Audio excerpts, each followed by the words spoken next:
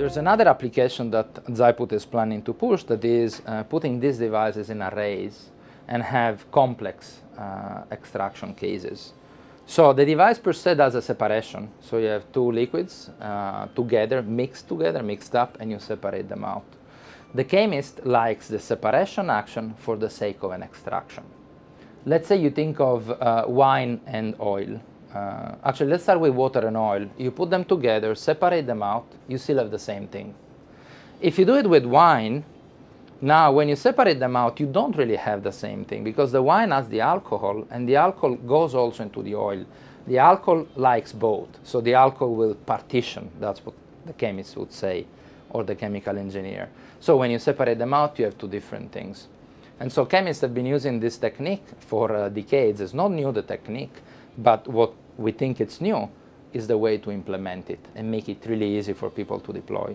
And so let's say that you have the wine and the oil. How much alcohol has gone into the oil? Maybe 10%, whatever that is. If you want more, then you have to repeat the process, so you want to cascade them.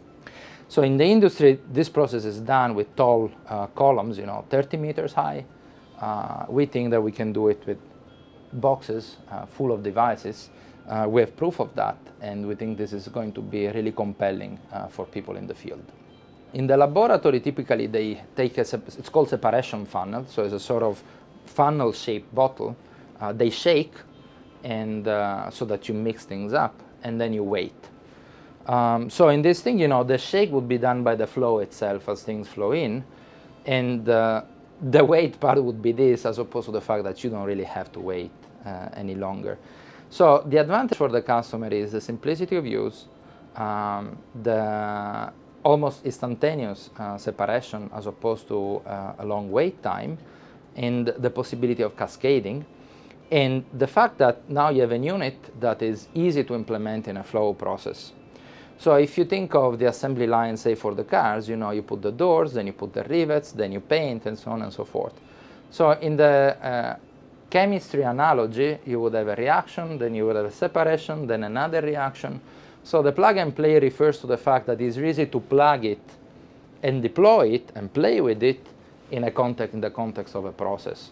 So you don't need to go there and play around, because it's finicky to use. It's just readily available, and so it saves the time to the chemist to put together a complex application.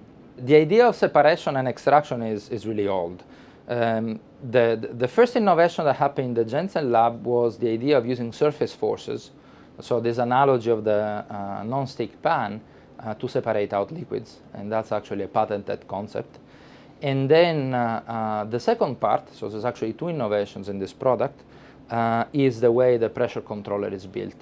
So the first part gives you the principle that you can use to separate out.